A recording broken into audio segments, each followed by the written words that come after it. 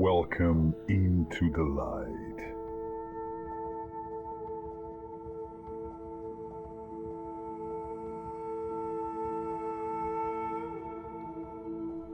Today we will be focusing on the workflow on how to enhance a raw file that you would consider throwing it directly to the bin because it's a waste of space. And instead of that, we'll try to do some enhancements to the image resolution and do some post-processing, which might translate into giving it some usefulness down the road. So might be interesting to have. To do that, we will need to have a pretty bad RAW file. Then we're going to use this RAW file exported from Lightroom or wherever you use it into DxO Pure Raw, and we're going to enhance the original one. Then we will move to the processed file on DxO Pure Raw to Topaz Gigapixel, and then we're going to proceed on enhancing its detail. When this is done, the next step of the workflow will be post-processing it in Photoshop, beautifying it X, Y, and Z, giving it some logos, dodging burning with Lumenza from Greg Benz and tuning it a bit, and then we will pretty much be able to compare the original RAW file with the enhanced one that we just did the post-processing on. Finally, we will use this file for a simple post on Instagram as an example on giving it a purpose and not throwing it away. This in mind, we will start with the initial RAW file. So this is the actual original RAW file. As you can see, it has some room for improvement. You can see it's pretty heavy pixelated, and the history of this file is pretty simple. We went for a waterfall shooting, and we passed through some ferns, and we just shot it in the, near the road. This is what we got. So we got the original RAW, which is heavily pixelized, and we are just exporting it as a DNG or a RAW file. So now we can open DxO Pure Raw, pick up the exported file that we just did from Lightroom, which is that one. Make sure that we have our camera optics module downloaded so we can correct it and enhance it. And we're going to use the prime processing method. If you're interested on reading, there it is. Stop it and read it. What it does, we're going to pass from 44 megabytes to 71, and we're going to use a custom folder for the aftermath of the processing. So we're going to set it to the DxO Pure Raw folder. It's going to take a few moments to actually process, and then what we're going to do is actually observe a side-by-side comparison of a direct difference of what was initially what we came with and the aftermath. And there we go. So let's zoom in a bit. And it's a bit dark, but I hope you can appreciate the difference and the decreasing on the actual level of pixelization that we currently just obtained. It's completely insane. So this is just one pass. So this is the step one in the process. We enhance it with some nice lab works and just amazing. You can see spider webs, details on the leaves that we could not perceive before. All this while maintaining the raw state of the file that we can import afterwards into Lightroom or whatever you want to do with it. So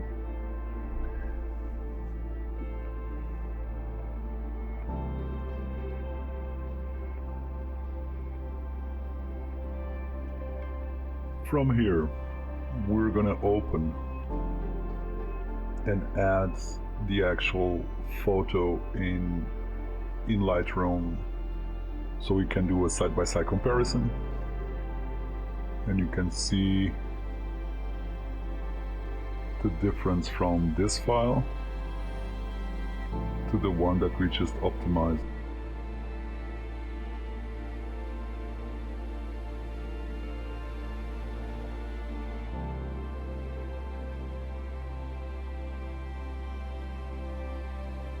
So left side is original raw, right side is the actual processed raw.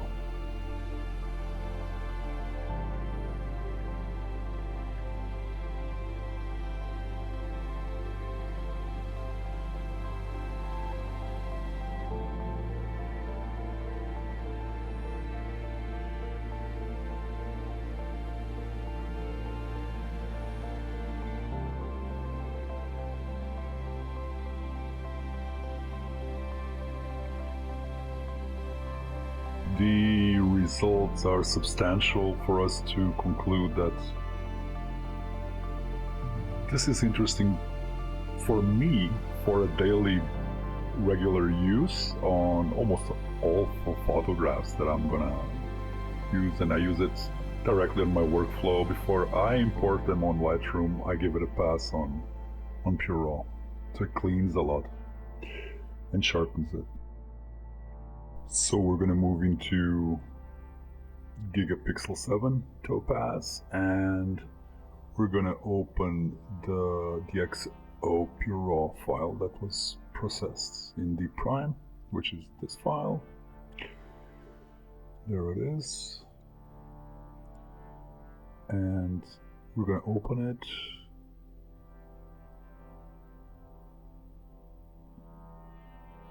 And we're going to compare all the models, what all the models can actually deliver us as resolution on what we're seeking, right? What will fancy us the most to use. So it's upscaling all the 4 models at this moment based on the DxO Pure Raw file, and we're going to see which one interests. In this case, I prefer the very compressed. Gives me pretty interesting detail. So I select it pretty much like this, and then click Apply Model to the file.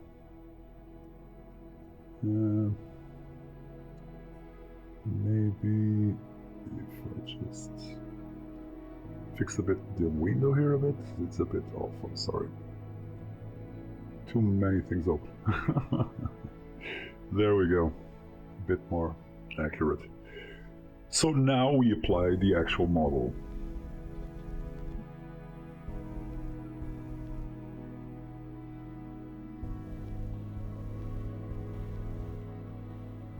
And we export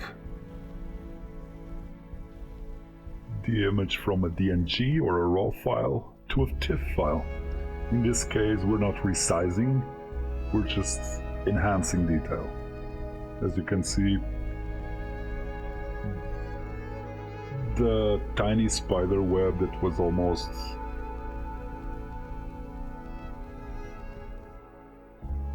unobtainable in our view, it's very well detailed at this point in time, especially if we go with 4 times resolution factor. It's there, you can really see it, or something about it. Nevertheless, the resolution increases from a file of 92 megs to 1.5 gigs, and to 4800 by 3200 to 19,000 pixels, so keep that in mind. Okay, so we're gonna improve it. It's gonna enhance a bit.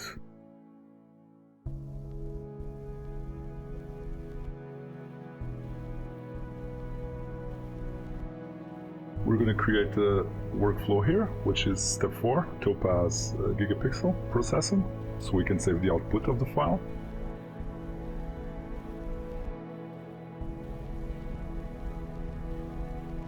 We're going to use the folder that we just selected, and we're going to convert the raw file into a TIFF file. So you can see that it's going to pass from a raw file of 44 megabytes to a 92 TIFF file, maintaining the same resolution of 4800 by 3200.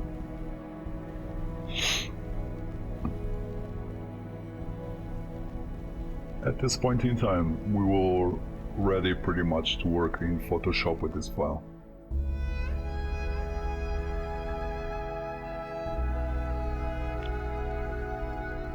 So we close Topaz.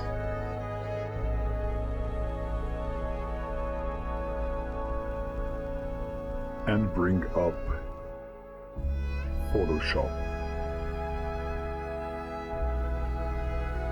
So this is the actual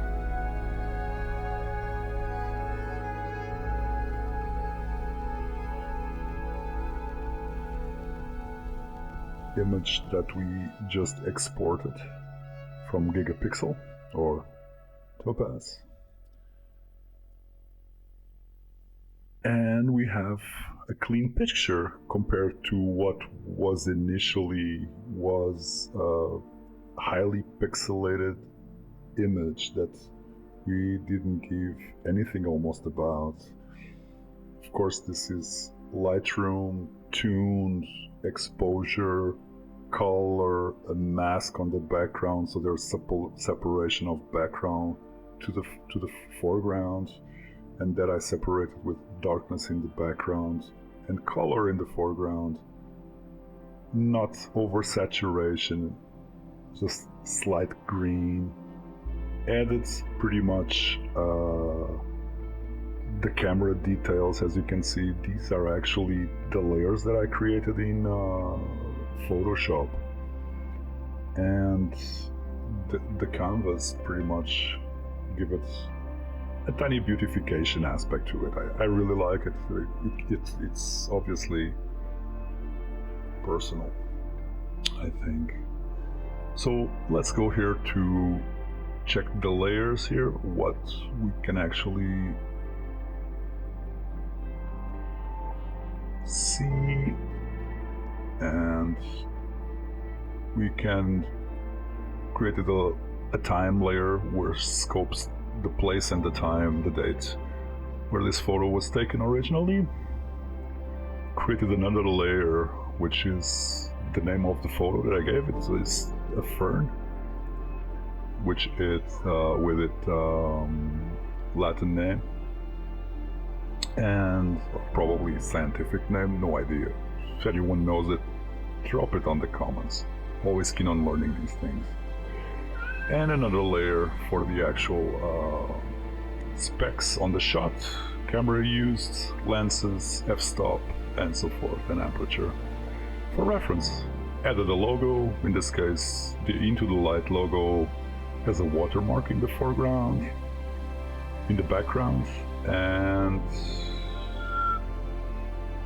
that is pretty much it.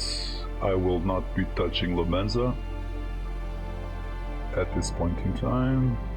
I dropped the actual opacity of the watermark to 5%, so it's just dimly there, barely perceivable, but it's there. And we have a very interesting picture at this point in time already, and we pretty much spent 15 minutes running around enhancements with it and post-processing. So when you have a picture and you say, this picture is so bad, the point would be to consider would be the limit would be your creativity, the limiting factor. So now what we will be doing is actually exporting the image as a PNG and PS Photoshop post-processed file. So we ran to DxO Pure Raw, Gigapixel, now post-processed in Photoshop, export it, and now we have a PNG file with all the amazing details and resolutions that we can use. So now let's compare it with our initial RAW. So left side is post-processed, enhanced, denoised, tuned to the core. The details, I really like it. The crispy details of the leaves are cool, and it contrasts a great green with the dark color of the background. I think it's really cute, but opinions vary, of course.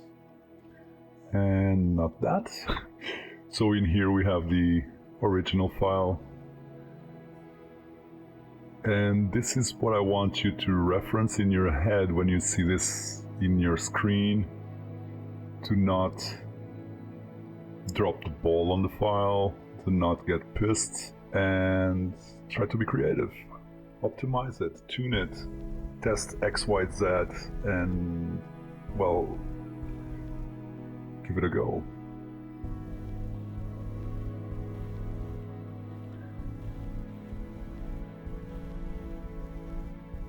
In here we have the actual processed file, just for our own guidance and reference, what we actually obtained and what we generated based on our workflow. And it's important to review it so we can perceive its details, if everything is okay, as expected. And so we went ahead and submitted it to Instagram. Created 4 pictures, one on the left side that we're currently seeing, the right side,